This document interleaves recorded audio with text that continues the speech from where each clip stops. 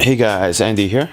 Today I'd like to quickly but thoroughly explain to you the difference between the three main types of tensioning mechanisms on a stringing machine. Sometimes I feel a lot like my customers and friends have no idea what their racket is strung at other than the number they give to the stringer, but you'll soon realize that if you don't know what your stringer is using to string a racket, the number you give them is pretty much meaningless. In general, we have three types of tensioning mechanisms: the drop weight, a spring lock, and an electric tension head. The order I put them is by their cost.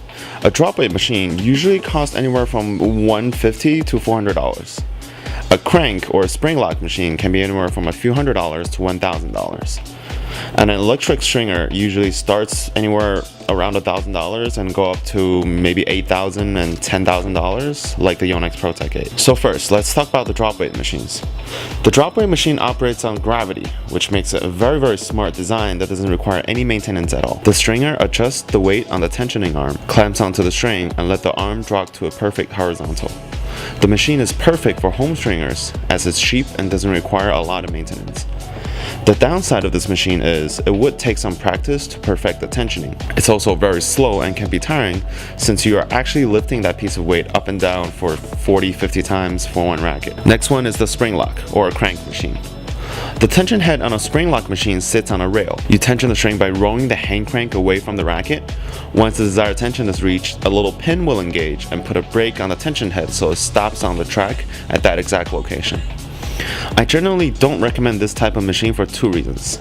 It's not constant pull, which means it loses quite a bit of tension when you clamps onto the next string, and secondly, it would take a lot of testing and maintenance to make sure the spring is in good condition and gives accurate tensions. And lastly, we have the electric machines.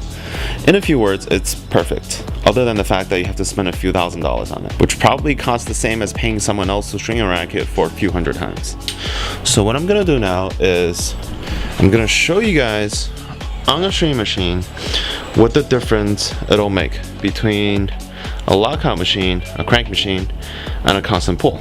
And it's actually very easy on this ProTech 8 to show you, because here on the settings it allows you to choose between a constant pull and what they refer to as normal tensioning, which is lockout.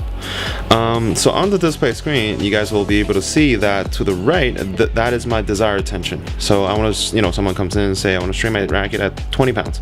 That's what it actually pulls to. On the left here, it'll display the actual tension that the machine, that the head is sensing, that is pulling back. So you guys will be able to see the difference between the desired tension and the difference between the desired tension and the actual tension in normal mode. Very apparent. It's going to be a huge difference. Alright, so now let's put the camera on the tripod, and that's crisp. Good. So now what I've done is I put a piece of string through the racket, I mounted the racket, put a piece of string through the middle, and this one we're gonna tension. So now let's see what's gonna happen if I do 20 pounds on a lockout on a crank machine. And you guys will be able to see the difference. Okay, ready? And go. See, now it reaches to 20 pounds and it locks. And you see the tension dropping right away. That's already 2 pounds lower. That's already 2 pounds lower. So that's about the time that'll take an average stringer to, unlock the clamps and clamp on to the next one. And see, if I play around with the string, the drop is very significant. That's already a 10% drop in initial tension, and that the racket hasn't even left the string machine yet. So this is why usually I always encourage stringers, or most stringers does anyways, to use a constant pull machine and not a crank machine, because see, now it's a huge difference that it can make. Sorry guys. So now change it to constant pull, and let's see what it's gonna be. Same tension, 20 pounds. I'm gonna pull, and look, it reaches 20 and it's gonna stay at 20. So yeah, the reasons why we prefer constant pull more. As a stringer, it's always very important that we keep the stress of the racket as low as possible, while getting as tight of a dynamic tension as we can. If we are using a crank machine, we're essentially pulling the same amount of force to to the frame. The frame is still, you know, under that amount of stress, but the end result of the string bed is a lot lower. So that is not the most effective way, you know, of protecting the racket and achieving a high tension at the same time.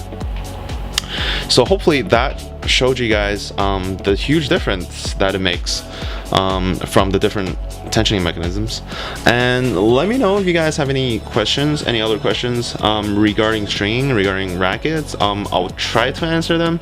I might not be correct all the time. I'm probably not correct all, yeah, I'm definitely not correct all the time. But let me know. I'll do my best to help you guys out and, you know, hopefully make the racket sports community just a little bit better. So, all right, take care, guys.